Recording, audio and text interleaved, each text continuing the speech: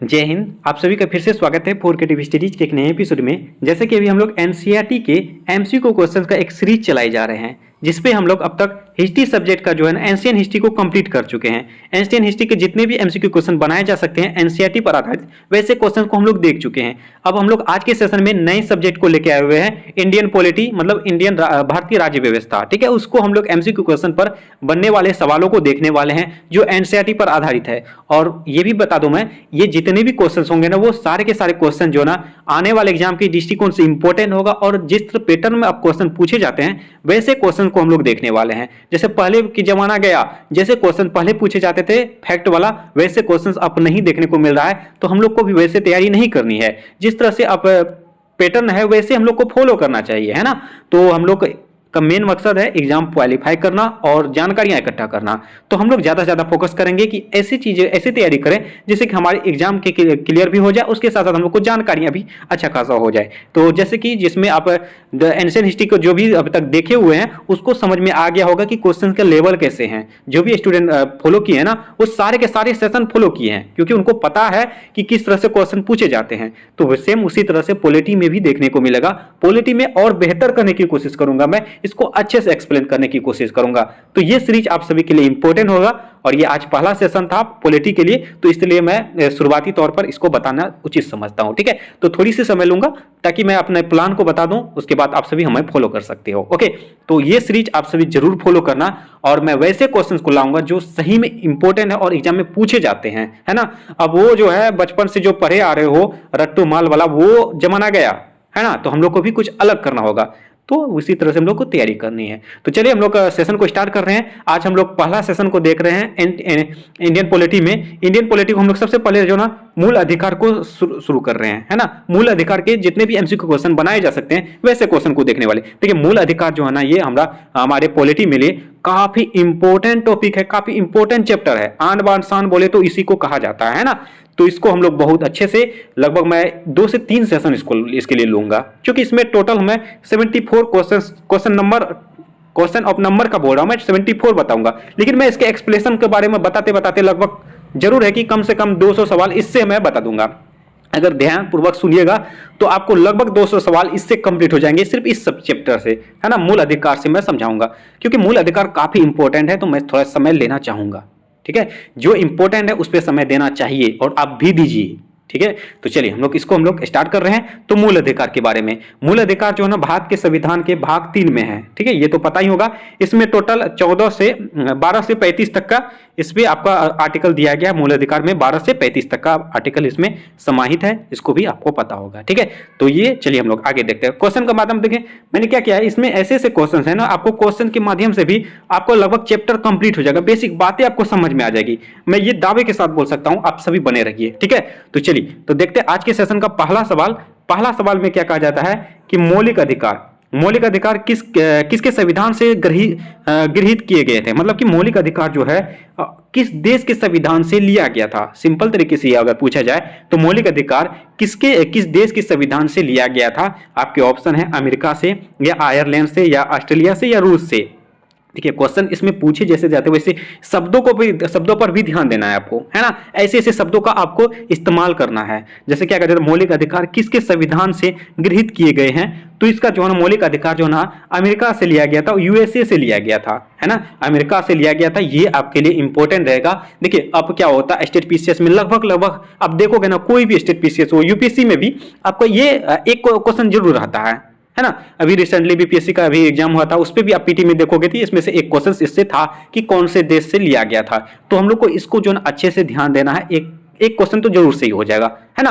तो उसको हम लोग देखते हैं। और कुछ ऐसे भी, मतलब चारों को हम लोग देखने वाले हैं। यहाँ देखिए, ऑप्शन ए इसका अमेरिका सही है। भारतीय संविधान तत्वों और मूल भावों के संबंध में अद्वितीय है। हालांकि इसके कई तत्व विश्व के विभिन्न संविधानों से उधार लिए गए हैं। भारतीय संविधान का मौलिक अधिकार अमेरिका से लिया गया। मतलब भारतीय संविधान में ऐसे बहुत सारे शब्द हैं जो अदर कंट्री से लिया गया है, अलग राज्यों से लिया गया है। देखिए, यहाँ पॉलिटी में राज्यों का तात्पर्य देश से है, ठीक है। तो ये ध्यान रखना है आपको। मैं राज्य बोलने की कोशिश करूंगा, जो कि मैं इस्तेमाल इसी लैंग्वेज पे करने की कोशिश करूंगा, ताकि आपको भी सीखने में मदद मिले। ओके, तो देखिए इसमें और कुछ ऐसे पॉइंट्स हैं, जैसे कहां से लिया गया है। जैसे मौलिक अधिकार अपना अमेरिका से लिया गया है, उसके बाद राज्य के नीति निर्देशक तत्व जिसे डीपीएसपी कहते हैं हम लोग, उसको आयरलैंड से लिया गया था। ये भी काफी इंपॉर्टेंट है, कई बार कई एग्जामों में पूछा गया है।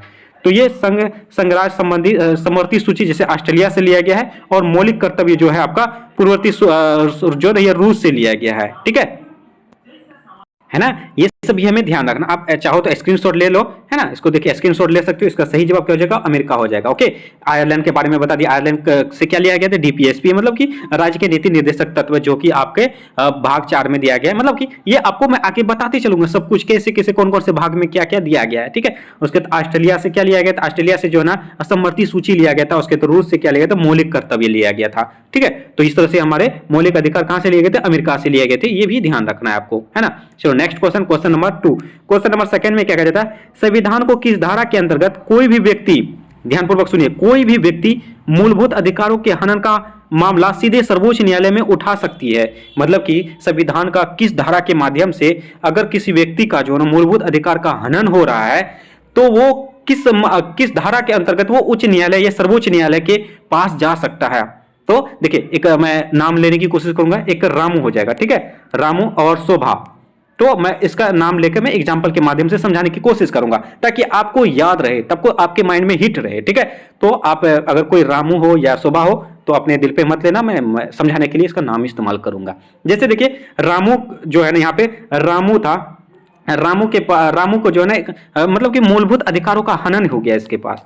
तो ये जो है ना क्या हुआ, ये अपने खुद का जो है ना अपमान का बदला लेने के लिए, मतलब सही साबित करने के लिए ये सर्वोच्च न्यायालय जाना चाहता है। सर्वोच्च न्यायालय जो जाना चाहता है, तो ये किस धारा के माध्यम से वो जा सकता है। ऐसे उठपुट के चले जाओगे झोला बढ़िया बांध के, नहीं ना, उसके लिए भी कुछ रूल्स हैं। संविधान इसीलिए तो बनाए गए हैं कि आप नियम के कायदे पे रहोगे। तो रामू क्या करेगा, रामू कौन धारा इस्तेमाल करेगा, यहाँ पे धारा 28 करेगा, या धारा 29 करेगा, या धारा 31 करेगा, या धारा 32 करेगा। आप सभी बताओगे कॉमेंट बॉक्स में, है ना। तो मैं भी इसके बारे में बताऊंगा ही। देखिए, रामू जो है ना, ये 32 आर्टिकल के माध्यम से ये जाएगा।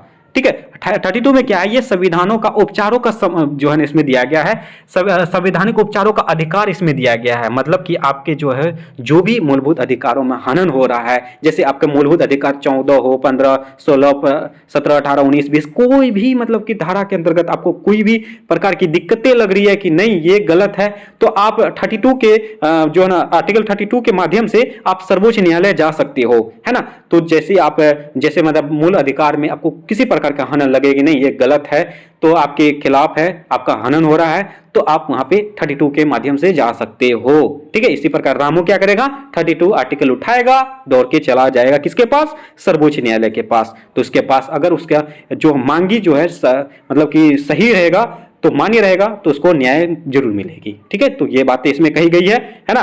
तो चलो इसमें इसका एक्सप्लेनेशन की बातें करें, तो भारतीय संविधान की धारा 32 के अंतर्गत कोई भी व्यक्ति मूलभूत अधिकारों का हनन का मामला सीधे सर्वोच्च न्यायालय में उठा सकता है। तो ध्यान रखना आपको, रामू किस मामले में किस धारा की सहायता से जाएगा, 32 के सहायता से जाएगा। ठीक है, तो ये हुआ।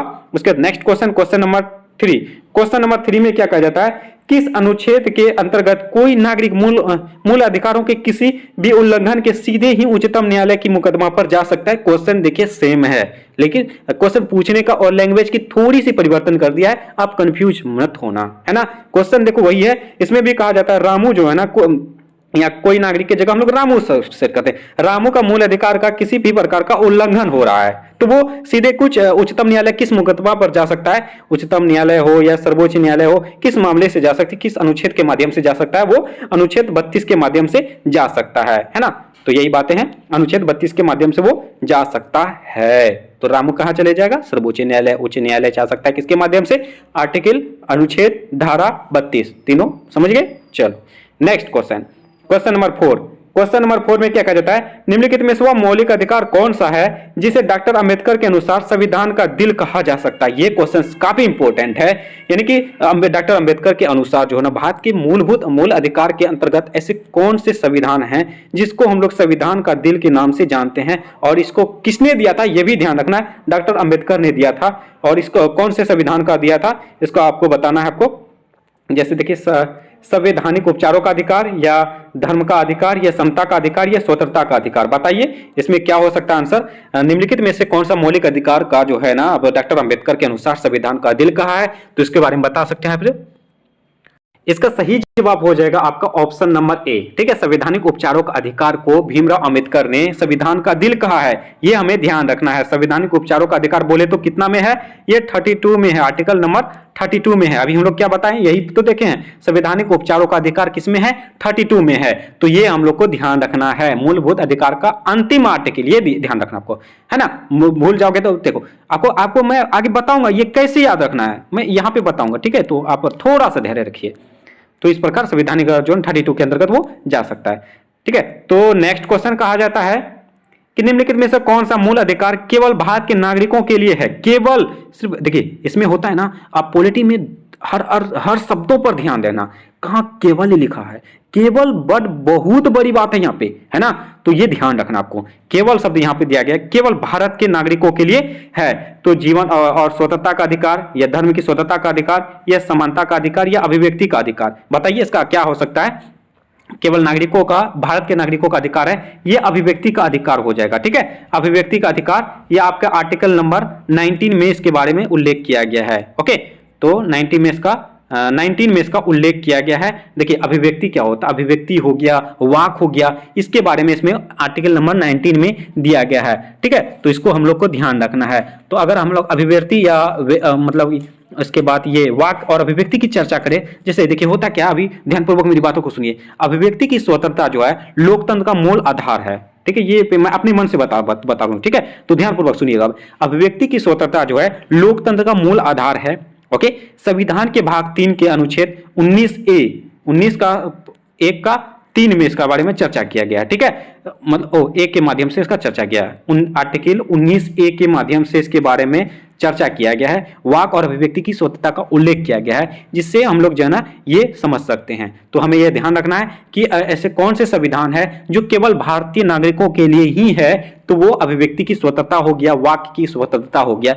जो आर्टिकल नंबर 19 का 1 में दिया गया, 19 का क में दिया गया है। ठीक है, ध्यान रखना हमको, है ना।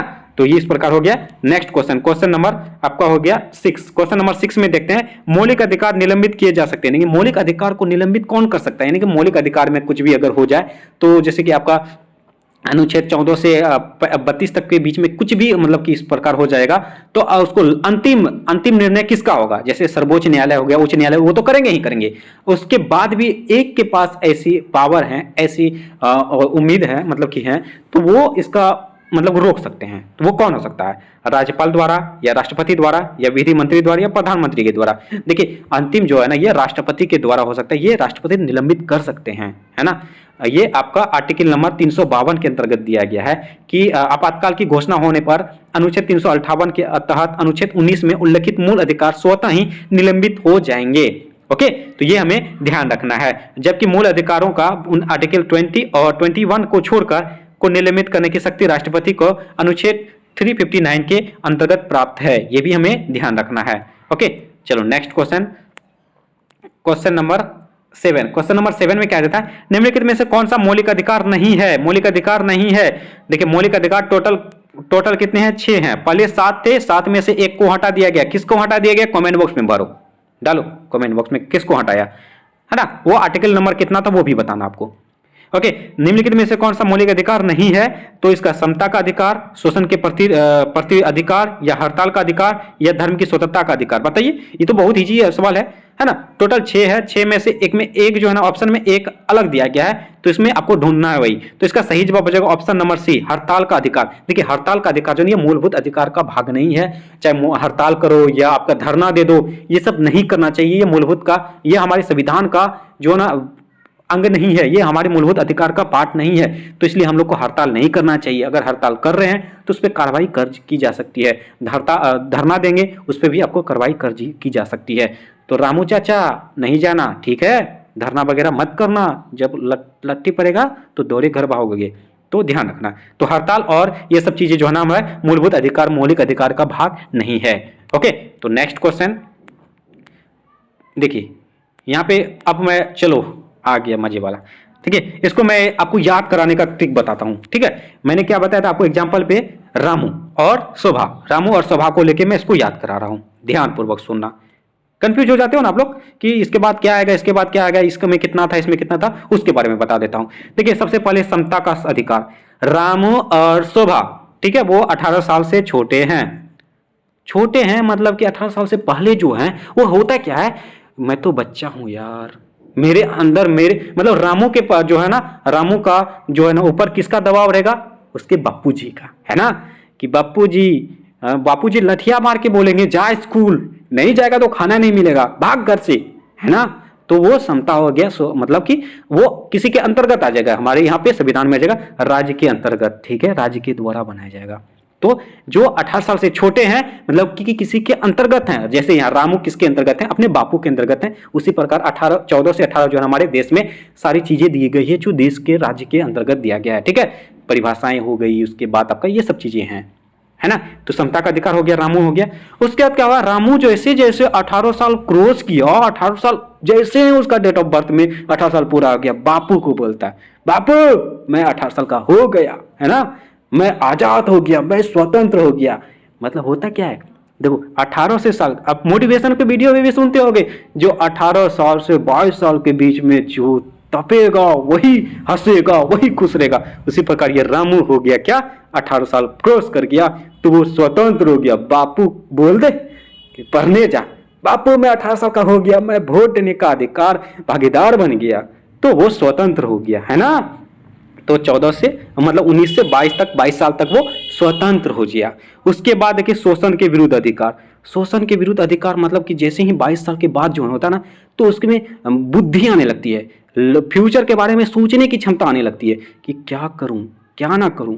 तो उसके लिए क्या होता है, वो काम करने लगता है, काम करने लगता है। तो बोलो तो इस पे आपका यहाँ पे आ जाएगा क्या, जैसे आप ये शोषण के विरुद्ध अधिकार में जैसे आता ना 19 और 23 और 24 में, ये आपका जैसे बलात् श्रम आ गया, या कारखाने यानी आदि में जो बच्चों का नियोजन का प्रतिशोध करता है उसके बारे में चर्चा किया, मतलब इसमें काम के बारे में दिया गया, है ना।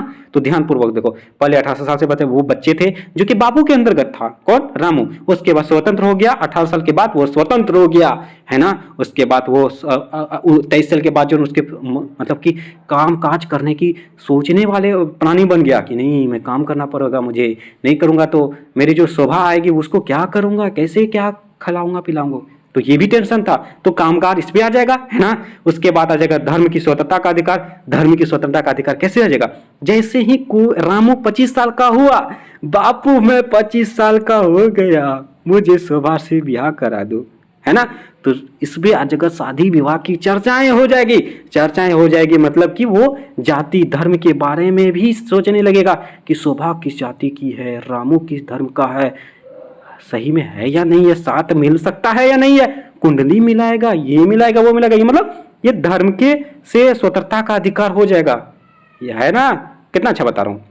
तो 25 से 28 साल तक वो शादी हो जाता है, मतलब कि धर्म के अंतर्गत ये 28 साल तक हो गया। 28 साल के बाद जैसे ही पूरा हो गया तो उसका टुन्नी मुन्नी तो आएगा ना, शादी के बाद टुन्नी मुन्नी तो आएगा ना।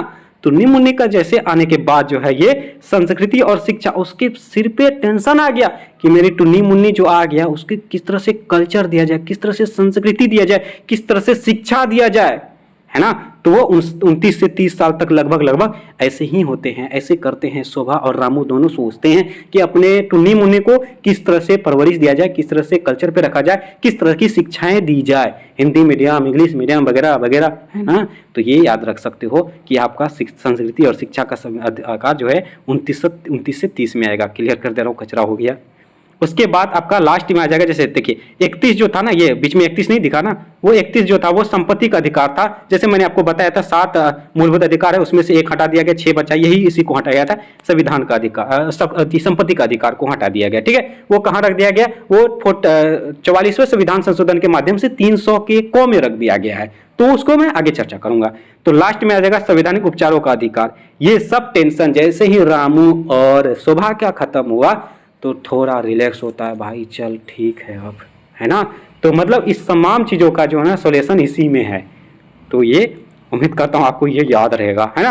रामू और शोभा की बचपन से मैया बापा बनने तक के सफ़र ये रहा।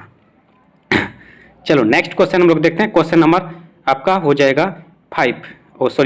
क्वेश्चन नंबर 8 में क्या कहा जाता है, मूल अधिकार भारतीय संविधान के किस भाग में स्थापित है। मूल अधिकार भाग के किस भाग में स्थापित है, मैंने शुरुआत में भी बताया था, ये केवल 5 में है या 4 में है या केवल 2 में है या केवल 3 में है। ये मूलभूत अधिकार जो है ये केवल 3 में है, ठीक है। मूलभूत अधिकार क्या है, केवल भाग 3 में है, ये भी हमें ध्यान रखना है। तो इसमें जो 12 से 35 तक किया गया, 12 में राज्य की परिभाषाएं दी गई है ना, तो ये सब भी आगे चर्चा करेंगे। Next question, question number 9। Question number 9 में क्या कहा जाता है, निम्नलिखित में से कौन सा अधिकार भारतीय संविधान द्वारा एक मौलिक अधिकार के रूप में नहीं है। यानी कि 7 जो है, 7 में से एक, 7 तो एक हट ही गया, 6 में से एक इसमें से नहीं है। समता का अधिकार है या नहीं है, और स्वतंत्रता का अधिकार है या नहीं है, संपत्ति का अधिकार मैंने जस्ट अभी चर्चा किया है, उसके शोषण के विरुद्ध अधिकार। तो बताओ, मैंने अभी बहुत शोभा और रामू बोल बोल के मतलब समझाया था, उसको याद तो होगा ही ना। तो इसका जो है ना नहीं वाला पूछा गया है, तो ये संपत्ति का अधिकार जो आर्टिकल 31 में था, और उसको हटा दिया गया। कब हटाया, 44वां संविधान संशोधन 1978 के माध्यम से उसको कहां रख दिया गया, आर्टिकल नंबर 300 के क में रख दिया गया। ये हमें ध्यान रखना है। ओके, चलो next question, question number 10। Question number 10 में क्या कहा जाता है, डॉक्टर भीमराव अंबेडकर ने संविधान का हृदय और आत्मा किसे कहा है। बताइए, समता का अधिकार, शोषण के विरुद्ध अधिकार, या संवैधानिक उपचारों का अधिकार, या धर्म की स्वतंत्रता का अधिकार। अभी जस्ट मैंने चर्चा भी किया था, ये आपका हो जाएगा ऑप्शन नंबर सी, है ना, संवैधानिक उपचारों का अधिकार, जो आर्टिकल नंबर 32 में है। अभी जस्ट इससे पहले चर्चा किया था same question. Okay, next question, question number आपका 11। ये क्वेश्चन इंपॉर्टेंट रहेगा, ध्यानपूर्वक मेरी बातों को सुनना, मैं कुछ और एक्स्ट्रा बातें बताने वाला हूं। कहा जाता है, मूल अधिकारों से संबंधित मामला निम्नलिखित में से कौन सा है। मूल अधिकारों से संबंधित मामला, देखिए मूल अधिकार के अंतर्गत कौन कौन से केस हुए थे, कौन कौन से वाद हुए थे, कौन कौन से मामले हुए थे, उसके बारे में आपको याद रखना होगा। उसमें से आपको एक में एक पूछा गया है, यह गोलकनाथ बनाम पंजाब इसके मूल अधिकार के अंतर्गत ही हुआ था, या आपका पश्चिमी बंगाल बनाम भारत संघ, या शर्मा बनाम कृष्णन, या बंबई राज बनाम बलसारा। देखिए, मूल अधिकारों से संबंधित बोले तो आर्टिकल 12 से 35 के बीच में जो है आपके जो संशोधन हुए, जो भी आपके वाद हुए, जो भी आपके मतलब कि उच्च न्यायालय तक वो वाद विवाद गए, तो उसके बारे में बताना है। इसमें से कौन कौन हो सकते हैं। क्या गोलकनाथ हो सकता है, बिल्कुल होगा, गोलकनाथ ही तो था जो 1967 में इन्होंने किया था, ये उच्चतम न्यायालय तक किया था। ये सब जो ना, ये मूलभूत अधिकारों में नहीं हुआ था। जैसे आपका गोलकनाथ बनाम हो गया, उसके बाद मेनका गांधी हो गया, इंदिरा साहनी केसवात हो गया, केशवानंद भारती हो गया, ये सब मूलभूत अधिकारों के अंतर्गत आता है। तो इसको आप ध्यान रखना है, भूलना बिल्कुल भी नहीं है। हो सकता है यहाँ पे गोलकनाथ दिया गया है, तो वहां आपका कुछ और दे देगा, इंदिरा साहनी बाद दे देगा, 1992 हो जाएगा, मतलब उसके बाद मेनका गांधी आ जाएगा, है ना, 1978 हो जाएगा। मतलब ये सब आपको ध्यान रखना है, बिल्कुल। चलो रामू, चलो अच्छे से कमेंट करो रामू, शोभा देख रही है, अच्छे से कमेंट नहीं करोगे तो शोभा छोड़ के चले जाएगी। चलो नेक्स्ट क्वेश्चन, क्वेश्चन नंबर 12।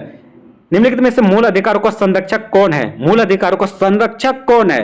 इससे पहले हम लोग देखे थे मूल अधिकारों का जो निरीक्षण कौन कर सकता है, अब हम लोग संरक्षक कौन है इसके बारे में देखिए। विधायिका, कार्यपालिका, या राजनीतिक दल, या न्यायपालिका। तब से हम लोग चर्चा किए, आप तो समझ सकते ही हो, है ना। इसका सही जवाब हो जाएगा ऑप्शन नंबर डी, न्यायपालिका। न्यायपालिका ही इसका निर्णय दे सकता है, इसके पास पूरे पावर है। कुछ भी होगा मूल अधिकार में तो ये न्यायपालिका के पास ही जाएगा। न्यायपालिका, सर्वोच्च न्यायालय, उच्च न्यायालय, है ना, ये सब हो गया आपका, ठीक है। तो नेक्स्ट क्वेश्चन, क्वेश्चन नंबर आपका 13। उच्चतम न्यायालय ने किस मामले में मौलिक अधिकारों की प्रमुखता राजनीति निर्देशक तत्वों से ऊपर रखा है। मतलब बोला जा रहा है कि उच्चतम न्यायालय जो थे किस मामले के अंतर्गत क्या किया है, मौलिक अधिकारों को डीपीएसपी बोले तो राजनीति निर्देशक तत्वों से ऊपर रखा है। मतलब आपके जो है ना मौलिक अधिकार के बाद जैसे ही आपके चैप्टर्स आने वाले हैं राजनीति निर्देशक तत्व, उसके बारे में भी इसके बाद उसी को देखने वाले। क्या क्या है, मूल अधिकार को सर्वोच्च माना है कौन से मामले में। आपके ऑप्शन है गोलकनाथ का मामला में, या केशवानंद भारती का मामला में, या मिर्नवा मिल के मामले में, या उपयुक्त में से सभी। बताइए। देखिए, गोलकनाथ का मामला में इसको सर्वोच्च माना है। किससे सर्वोच्च माना है, राजनीति के निर्देशक तत्वों से सर्वोच्च किसको माना है, मौलिक अधिकारों को। तो ऑप्शन नंबर ए इसका सही जवाब हो जाएगा। ओके, तो 1967 में इसका केस आया था। उच्चतम न्यायालय ने गोलकनाथ बनाम पंजाब के मामले में मौलिक अधिकारों की प्रमुखता राज्य के नीति निर्देशक तत्वों से ऊपर स्थापित की है। तो ये हमें ध्यान रखना है। ओके, उसके बाद हमारे अपना नेक्स्ट क्वेश्चन है क्वेश्चन नंबर 14।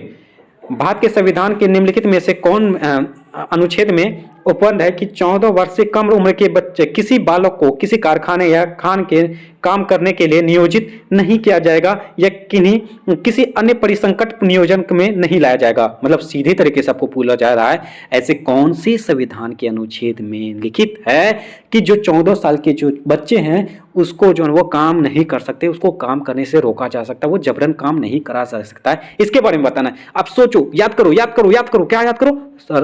रामू और सुभा की कहानी कौन से ऐसे आर्टिकल में था जिसे मैंने बताया था वो कामकाज में ध्यान देगा। याद है? 22 साल के बाद 23-24 में वो थोड़ा सा सोचने लगता है, मतलब शोषण के विरुद्ध अधिकार। तो ऑप्शन तो मिल गया भाई।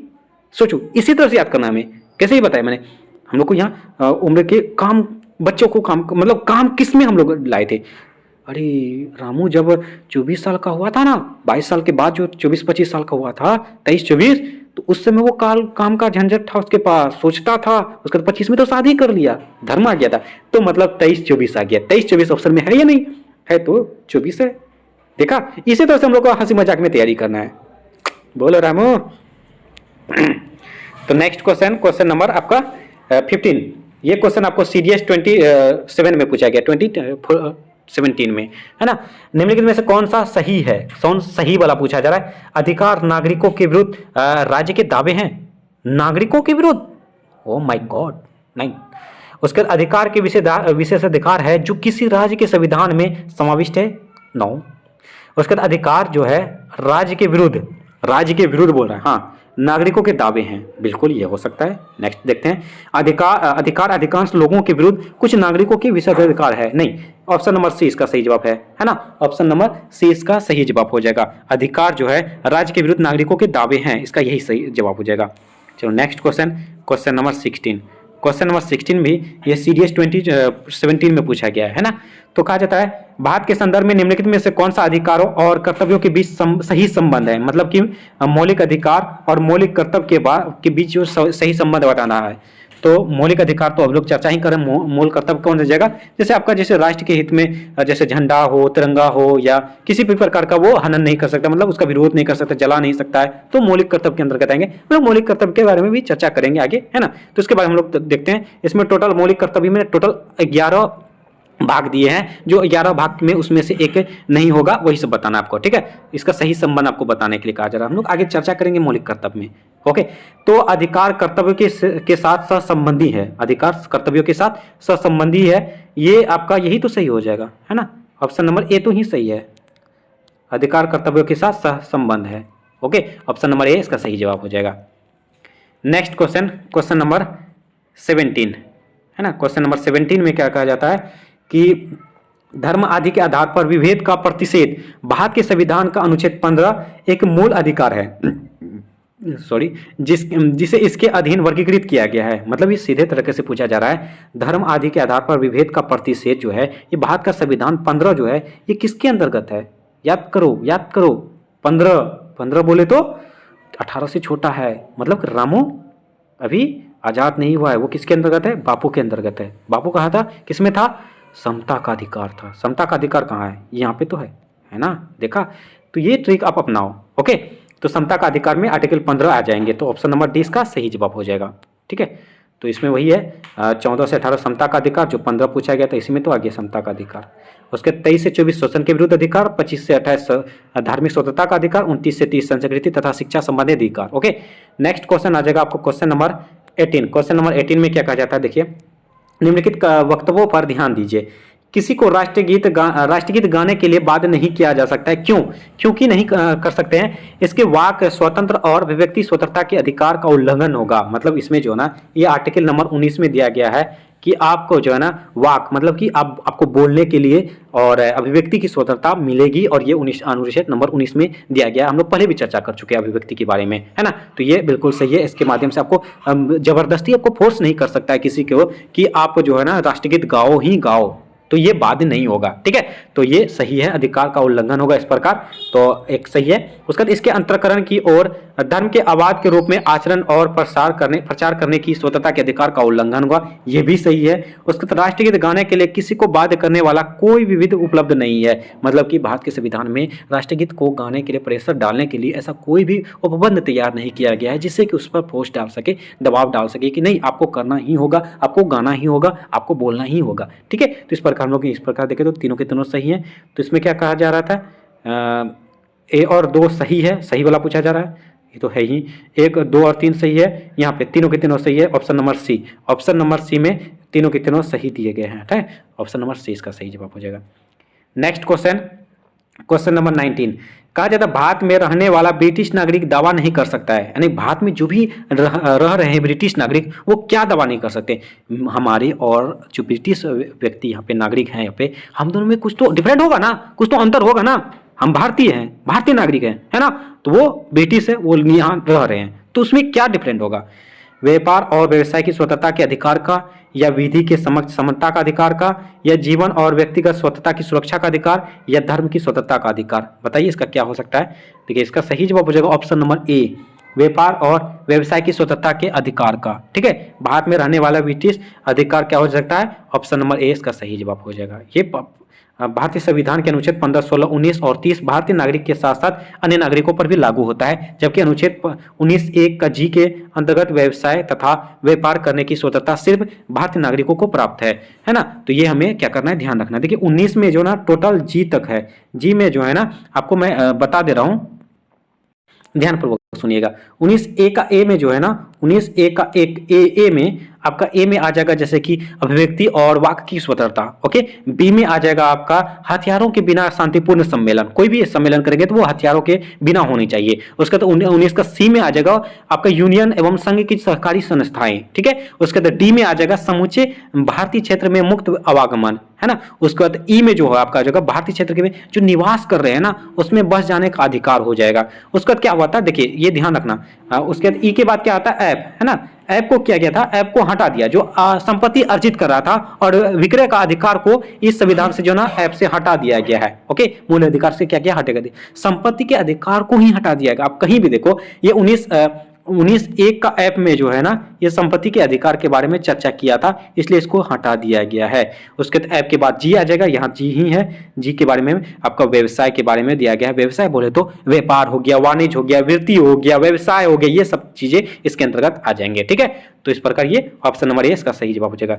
नेक्स्ट क्वेश्चन, क्वेश्चन नंबर 20, और आज के सेशन में लास्ट क्वेश्चन रहेगा, उसके बाद हम लोग नेक्स्ट सेशन में इसके आगे की देखेंगे, ठीक है। कहा जाता है भारतीय संविधान में समानता का अधिकार 5 अनुच्छेदों द्वारा प्रदान किया गया है। मतलब देखिए समानता का अधिकार, समानता का अधिकार क्या था भाई, शुरुआती तो था जो रामू जवान नहीं हुआ था, मतलब कि 14 से 18 यहाँ पे तो है ऑप्शन नंबर सी। देखिए आप यहाँ पे बोल रहा है 5, आप बोलोगे अरे 14 से 18 तो 4 ही हो रहा है, ये कैसे बात है, ये तो गलत हो जाएगा। नहीं, बिल्कुल गलत नहीं होगा। देखिए 14 से 18 तक बोली जाएंगे। देखिए 14, 15, 16, 17 और 18, है ना। तो देखिए 1 हो गया, 2 हो गया, 3 हो गया, 4 हो गया, 5 हो गया, 5वां का नहीं हुआ। अब ऐसे काउंट करोगे 14, 4, 18, 14, 4, 18, 4 ही आ रहा है, लेकिन हम लोग को 14 भी तो जोड़ना है, तो इसलिए 5 है। ऐसे कंफ्यूजन ना होना, ओके। तो कभी कोई होंगे ना अरे 14 और 4, 18 तो ही हो रहे हैं, तो ये भी ध्यान रखना है। तो इस प्रकार ऑप्शन नंबर सी इसका सही जवाब है, समानता का अधिकार, ठीक है। तो इस प्रकार हम लोग आज 20 क्वेश्चन को देखे हैं, और आज थोड़ा लंबा सेशन इसलिए हुआ क्योंकि मैंने शुरुआती तौर पर लगभग 3 से 4 मिनट 5 मिनट जो है ना मैंने अपने प्लान के बारे में बताया कि कैसे क्या होता है, ठीक है। तो नेक्स्ट सेशन में इतना लंबा नहीं होगा भी तो क्वेश्चन नंबर ज्यादा हो जाएगा, नंबर ऑफ क्वेश्चन का बढ़ जाएगा, ठीक है। तो इतना तो चलेगा ही। हम लोग बताए जैसे 74 क्वेश्चन इसमें देखेंगे मूल अधिकार में, तो थोड़ा समय दीजिए, और अच्छा इंपॉर्टेंट चैप्टर है तो उसमें हम लोग समय देंगे, ठीक है। तो चलिए आज के सेशन में बस इतना ही रहने देंगे। उम्मीद करता हूँ आज के सेशन आप सभी के लिए काफी ज्यादा फायदेमंद साबित हुआ होगा। और एक रिक्वेस्ट है, जो भी इस चैनल में पहली बार आए हैं और चैनल को सब्सक्राइब नहीं किए हैं तो प्लीज चैनल को सब्सक्राइब जरूर कर लीजिएगा और बेल आइकन को जरूर हिट करें। सेशन अच्छा लगे तो लाइक जरूर कीजिए, कमेंट के माध्यम से किसी प्रकार का डाउट हो और सेशन कैसा लगा, रामू और सुभा की जो है ना आपकी कहानी कैसी लगी उसके बारे में भी जरूर बताइएगा, और अपने दोस्तों को भी ज़्यादा से ज़्यादा शेयर कीजिए। चलिए मिलते हैं नेक्स्ट सेशन में, तब तक के लिए थैंक यू, जय हिंद।